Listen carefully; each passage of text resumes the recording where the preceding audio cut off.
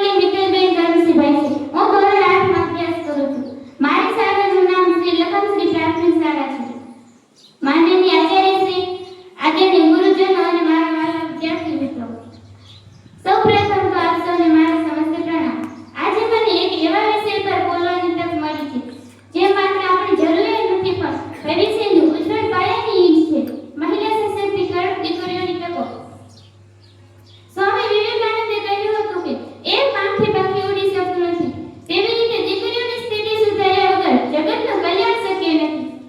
જ્યારે આપણે મહિલા સશક્તિકરણની વાત કરીએ છીએ ત્યારે તેની શરૂઆત આપણા ઘરથી, આપણી ઘરની દીકરીઓથી થાય છે. દીકરીઓ માત્ર પરિવારનો એક હિસ્સો નથી પણ તે આવનારી પેઢીની ઘડવૈયા છે.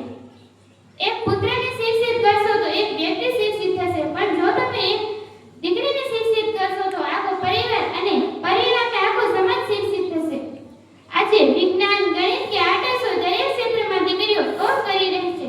ઓલિમ્પિક્સથી લઈને કોમનવેલ્થ ગેમ્સ સુધી ભારતની દીકરીઓ દેશનો તિરંગો ઊંચો લહેરાવી રહી છે. દીકરીઓમાં ક્ષમતાની કમી નહોતી, કમી હતી તો માત્ર સમાન તકોની. દીકરો દીકરી સમાનનો નારો માત્ર ચોપડીઓ સુધી સીમિત ન રાખતા આપણા વ્યવહારમાં લાવવો પડશે. દીકરીઓને એવું વાતાવરણ આપવું પડશે જ્યાં તે નિર્ભય બનીને પોતાના સપના પૂરા કરી શકે. તો ચાલો આપણે સૌ સાથે મળીને સંકલ્પ કરીએ કે